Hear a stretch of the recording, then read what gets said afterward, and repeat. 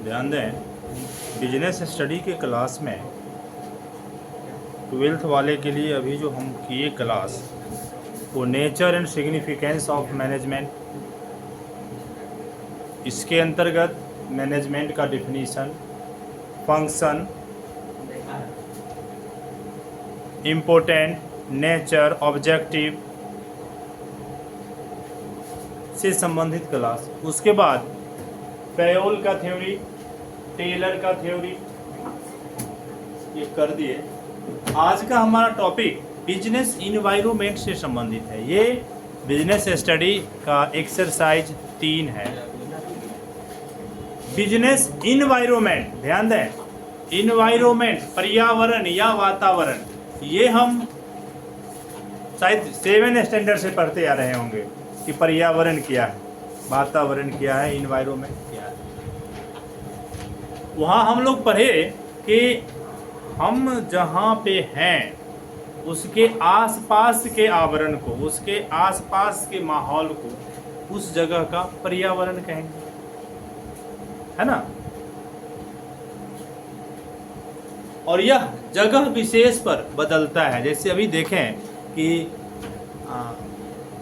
दिल्ली का एयर खराब है, ऐसा हो जाता है, तो दिल्ली का एयर जो पॉल्यूटेड है, ये क्या है, ये वहाँ का इन्वायरमेंट अफेक्टेड है। हमारे यहाँ का अभी अफेक्टेड नहीं है, अर्थात हमारे यहाँ का इन्वायरमेंट अभी सही है। यही चीज़ बिजनेस में हम देखते हैं। हम जिस स्थान विशेष पर बिजनेस करते हैं, उस स्थान विशेष का बिजनेस के लिए क्या इंफ्रास्ट्रक्चर है, उस स्थान विशेष का हमारे बिजनेस के लिए क्या इंफ्रास्ट्रक्चर है, वही हमारे बिजनेस का बिजनेस इन्वायरमेंट होता है। ठीक है। इसीलिए आप देखेंगे कि आदमी जो बिजनेस शुरू करता है तो वो अपने बिजनेस का कैटेगरी देखता है कि हमको किस टाइप का बिजनेस करना है, और वह उसी बिजनेस के टाइप के मार्केट में जाता है। हम बाजार को निकलते हैं तो आप देखेंगे कि कपड़ा का दुकान है तो कंटिन्यू कपड़े का दुकान है, रेडीमेड कपड़ा का दुकान है तो कंटिन्यू रेडीमेड कपड़ा का दुकान है, सोना का दुकान है तो कंटिन्यू 2, 4, 5, 10 सोने वाले का दुकान है, बर्तन का दुकान है तो कंटिन्यू बर्तन का दुकान है ना। कुछ दुकान एक जगह समान प्रकृति का होता है। अगर हम सोना का दुकान खोले और अकेले कहीं फूट में बैठ जाएं तो वहाँ कस्टमर नहीं जाएगा। जो सर्राफ बाजार है वहीं सर्राफ से संबंधित कस्टमर जाएगा।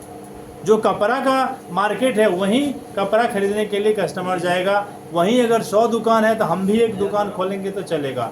अकेले अगर हम एक अलग खोल लें तो वहाँ चलेगा, लेकिन गारंटी नहीं है कि कितना टाइम लगेगा, है ना।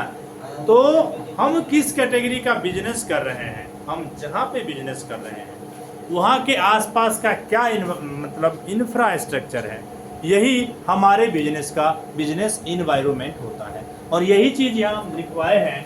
Business environment consist of all those external things to which it is expose and by which it may be influence directly and indirectly. प्रत्यक्ष या प्रत्यक्ष रूप से हमारे व्यवसाय के आंतरिक एवं बाह्य कार्य को जो भी प्रभावित करता है वे सभी व्यवसायिक वातावरण कहलाता है। प्रत्यक्ष या अप्रत्यक्ष रूप से हमारे व्यवसाय के गतिविधियों को आंतरिक या बाह्य स्तर पे जो प्रभावित करे वो हमारा व्यवसायिक वातावरण कहलाता है। इसके अंतर्गत हम लिखवाए हैं इसका एलिमेंट कंपोनेंट, इकोनॉमिक इन्वायरमेंट, आर्थिक वातावरण। जैसे हमारे यहाँ नोटबंदी हुआ, इसका हर बिजनेस के, हर टाइप के बिजनेस पे असर आया। कुछ देर के लिए लगा कि मार्केट रुक गया सा है ना। तो इकोनॉमिक इन्वायरमेंट का हमारे बिजनेस पे प्रभाव पड़ता है। फिर सोशल इन्वायरमेंट, सामाजिक वातावरण। जैसे अभी कुछ एरिया में सपोज करो कुछ एरिया ऐसा हो जो अचानक दंगा से ग्रसित हो जाए, जाओ एग्जाम है तुम लोग, अचानक वह दंगा हो जाए किसी भी चीज़ की अफवाह के कारण, क्योंकि दंगा तो अफवाह से होता है, हकीकत से तो होता नहीं है। तो अब वो दंगा होने से बाजार को बंद करना पड़ेगा, उस एरिया को क्लोज करना पड़ेगा, उस एरिया के नेट को बंद कर दिया जाता है। तो इस सब चीज़ का प्रभाव हमारे बिजनेस पे आता है। इसके बाद है पॉलिटिकल एनवायरनमेंट। पॉलिटिकल एनवायरनमेंट, सरकार का कोई नीति आ गया कि आपको इस नीति के आधार पे ही कार्य करना है। जैसे वैसे पहले था वैट, फिर था सेल टैक्स, है ना। अभी कुछ दिन से हमारे यहाँ आ गया जीएसटी। तो ये जीएसटी क्या है? ये पॉलिटिकल एनवायरनमेंट है। सरकार के द्वारा बिजनेसमैन के लिए एक नीति आ गया कि आपको जीएसटी के दायरे में काम करना होगा। तो ये जो है ये पॉलिटिकल एनवायरनमेंट है। लीगल एनवायरनमेंट, लीगल एनवायरनमेंट सरकार का कुछ घोषणा, जैसे कोविड शुरू हुआ तो सरकार घोषणा कर दिया कि जो जरूरत सामग्री है जैसे किराना, दूध और मेडिकल, ये दुकान खुले रहेंगे, बाकी सभी बिजनेस को बंद किया जाए तत्काल, है ना। फिर ये जो खुले रहेंगे इसके लिए भी टाइम टेबल तय किया कि इतना बजे से इतना बजे तक सुबह और इतना बजे से इतना बजे तक शाम। उसमें भी फिर ऑड इवेंट नंबर दिया कि जो दुकान आज खोलेगा कल वो फिर बंद रहेगा, है ना। तो इस तरह से एक पॉलिसी दिया गवर्नमेंट, ये हमारा कहलाता है लीगल इन्वायरमेंट। और अगला है टेक्निकल इन्वायरमेंट। आजकल मशीन का युग है, उत्पादन भी ज़्यादातर मशीन से ही करते हैं, आदमी का प्रयोग नहीं हो। तो हर जगह जो तकनीकी का प्रयोग किया जाता है इससे भी हमारा बिजनेस प्रभावित होता है। तो ये एलिमेंट है। अब आगे इसी चैप्टर में हमको पढ़ना है economic policy, new economic policy, नई आर्थिक नीति। 1991 से पहले, ध्यान दें क्या है, 1991 से पहले आर्थिक तंगी बहुत था, ठीक है, हमारा जीडीपी बहुत स्लो था। तो एक नीति अपनाया गया कि क्यों ना हम ऐसे इस तरह का नीति लेके आए ताकि हर कोई हमारे यहाँ बिजनेस करे, हर कोई विदेश से भी आके हमारे यहाँ इन्वेस्ट करे, ताकि हमारे यहाँ एम्प्लॉय का संख्या बढ़े, लोग बेरोजगार कम हो, लोग का रोजगार बढ़ेगा तो उसका आर्थिक स्थिति सुधरेगा, ऑटोमेटिक हमारा देश डेवलप की ओर आगे बढ़ेगा। इसी क्रम में न्यू इकोनॉमिक पॉलिसी आया, ठीक है। हर व्यक्ति को रोजगार मुहैया हो, हर व्यक्ति में कुछ न कुछ विकास हो, ताकि तब जाके देश विकास होगा। डायरेक्ट देश विकास नहीं होगा, देश के विकास होने के लिए देश का हर अंतिम व्यक्ति को विकसित होना जरूरी होगा। इसी पर्पज से एक नीति लाया गया जिसे हम न्यू इकोनॉमिक पॉलिसी कहते हैं, जो 1991 ईस्वी में लागू हुआ। ये पॉलिसी के अंतर्गत 3 तरह का नीति लाया, लिबरलाइजेशन, प्राइवेटाइजेशन और ग्लोबलाइजेशन। लिबरलाइजेशन उदारीकरण, ग्लोबलाइजेशन वैश्वीकरण और प्राइवेटाइजेशन निजीकरण।